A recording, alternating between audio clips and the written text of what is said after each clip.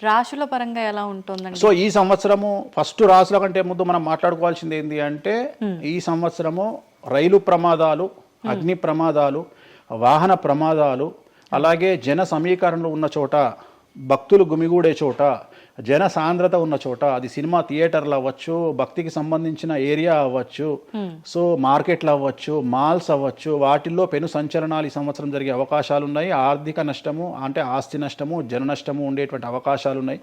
కాబట్టి జనాలకు చెప్పే విషయం ఏంటంటే భక్తి పేరుతో జనాలు లేనటువంటి ప్లేస్కి వెళ్ళండి. ముక్కోటి ఉంది, ఖాళీగా ఉన్న వెంకటేశ్వర గుడికి వెళ్ళండి హ్యాపీగా. ఆ దేవుడికి డబ్బులు ఇచ్చిన వాళ్ళు అవుతారు, పంతులకు డబ్బులు ఇచ్చిన వాళ్ళు అవుతారు, గుడికి 4 రూపాయలు ఇచ్చిన వాళ్ళు అవుతారు.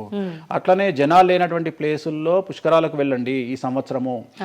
సో జన సాంద్రత ఉన్నటువంటి ప్రదేశాలను ఈ సంవత్సరం అవాయిడ్ చేయడానికి ప్రయత్నం చేయండి. సో టూర్లు మ్యాక్సిమం అవాయిడ్ చేయండి. ఈ సంవత్సరము లోయ ప్రాంతాలలో, కొండ ప్రాంతాలలో, నదీ పరివాహక ప్రాంతాలలో పెను సంచలనాలు నమోదయ్యే అవకాశం ఉంది. టూరిస్టు ప్రాంతాలలో కూడా ప్రాబ్లమ్స్ ఉంటాయి. ఈ సంవత్సరం భారతదేశంలో కొన్ని ప్రదేశాల్లో మత కల్లోలాలు రేగేటువంటి అవకాశం కనిపిస్తూ ఉంది, కర్ఫ్యూ విధించేటువంటి అవకాశం కనిపిస్తూ ఉంది. సో ఇవన్నీ కూడా ఈ సంవత్సరం చాలా తీవ్రంగా ఉండబోతా ఉన్నాయి. సో జాగ్రత్తలు వహిస్తే మంచిది. ఓకే, ఇప్పుడు అంటే ఇవి ఎవరికి, అంటే ఏదైనా గ్రహాల్లో మార్పులు ఉన్న వాళ్ళకా, లేదంటే అంటే ఇదంతా మనం ప్రకృతి పరంగా చెప్తాం. ప్రకృతి పరంగా దాంట్లో ఎవరు ఉంటారు అంటే చనిపోయే వాళ్ళని తీసుకుంటే ఆ బాధితులు ఎవరైతే ఉంటారో వాళ్ళ జాతకంలో ఏలినాటి శనో, షష్టమ స్థానంలో శనో, వ్యయ గురువో ఉంటాడు. సో మనం వాళ్ళే అని చెప్పలేం కదా, అక్కడికి పోయిన వాళ్ళల్లో వాళ్ళు ఉంటారు. ఎవడైతే నష్టజాతకుడు ఉంటాడో వాడికి ఆ ఇన్సిడెంట్ జరుగుతుంది. సో ఇది ఓవరాల్ గా సంవత్సర ప్రిడిక్షన్ అంటారు. సో రాబోతున్నటువంటి సంవత్సరం పేరు కూడా చాలా చాలా చాలా కాంట్రవర్షియల్ నేమ్, పరాభవనామ సంవత్సరము. పరాభవము అంటే ఓటమి, అవమానముతో కూడిన ఓటమి అని అర్థం. పరాభవము దుర్యోధనుడికి మయసభలో జరిగినది పరాభవము.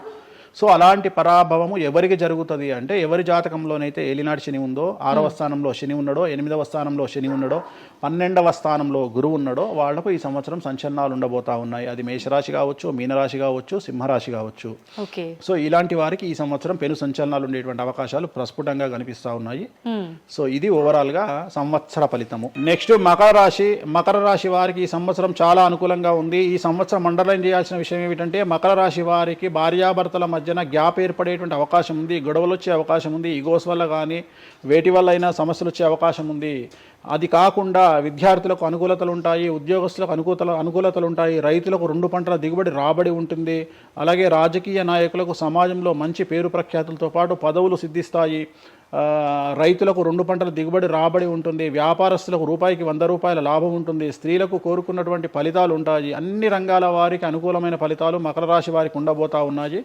వీరు సోమవారం నాడు శివాలయంలో రుద్రాభిషేకం నిర్వహించుకున్నట్లయితే సమస్యల నుండి గట్టెక్కుతారు.